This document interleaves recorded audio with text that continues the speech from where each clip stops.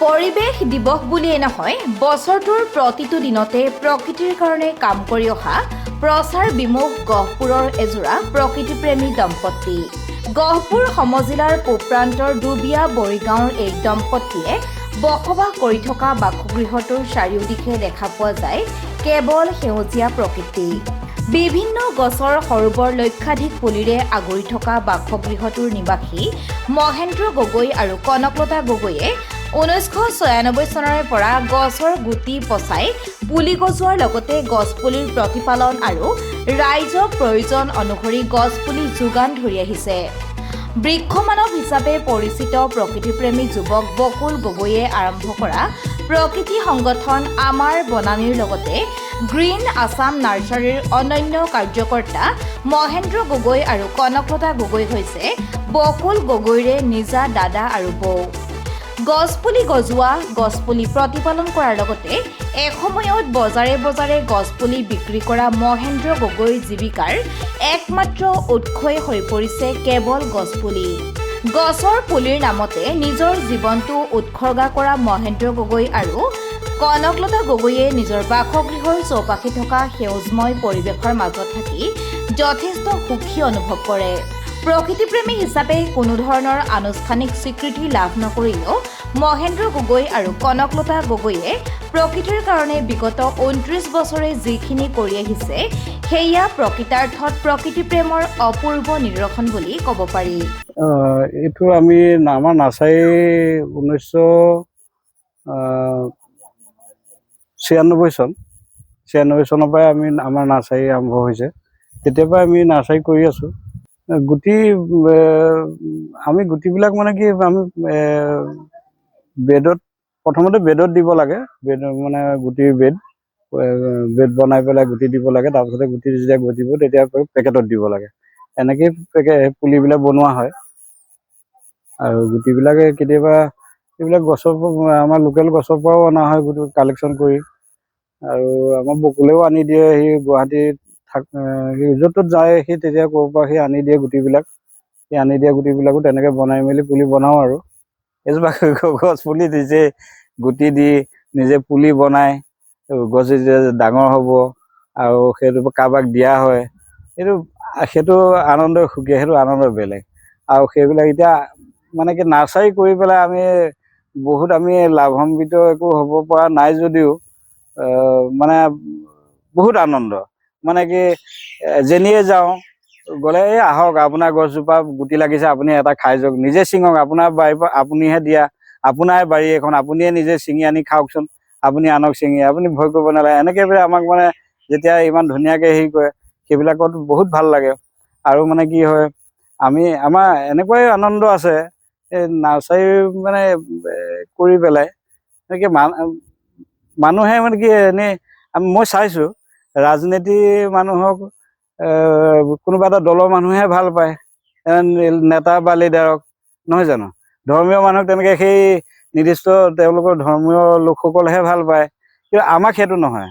আমাক মানে কি সকলোৱে সমান দৃষ্টিৰে চায়, সেইটো কাৰণে বহুত ভাল লাগে। আছে বহুত বিধ গছ পুলি আছে, তেনেকৈ ইমানকৈ সঠিককৈ ক'ব নোৱাৰি, বহুত আছে। ইয়াতে চববিলাকেই বিচাৰে, ফল মূলৰ পৰা ধৰি কাঠৰ গছ, ফল মূলৰ আৰু ছাঁহৰ চব সমানেই চববিলাকে হেৰি বিচাৰে, ৰাইজে সকলোৱে সমানেই বিচাৰে। মই তাৰ কাহিনীও আছে।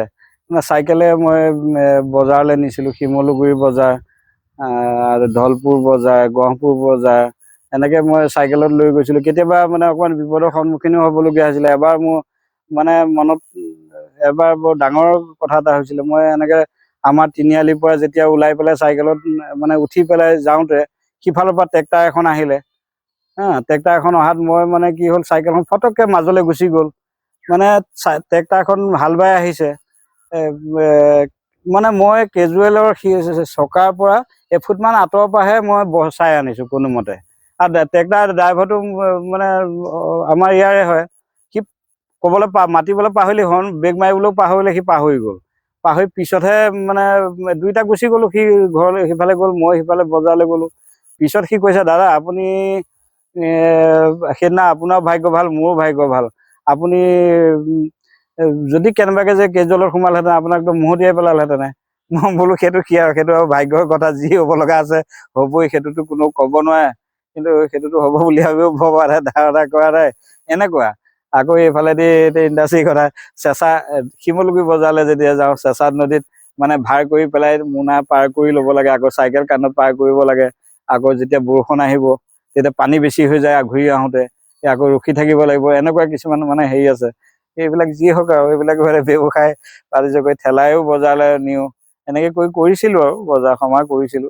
অনুভৱ মানে এই অৰণ্য হৈ আছে এতিয়া, আমাক ক'বলৈ গ'লে এখন অৰণ্য নিচিনাই হয়।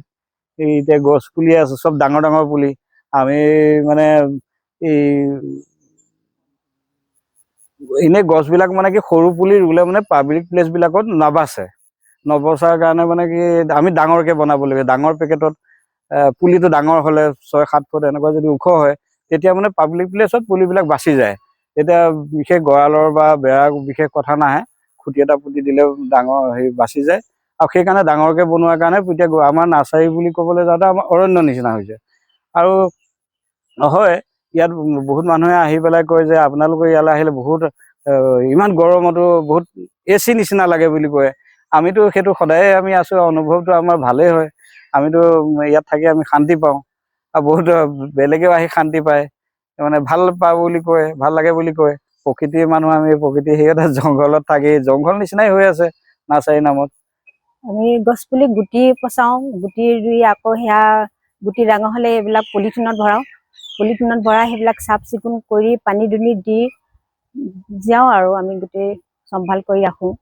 প্ৰায় 4-5 ঘণ্টা ডেইলি দিওঁৱেই আৰু ঘৰৰ কাম বন কৰি মেলি।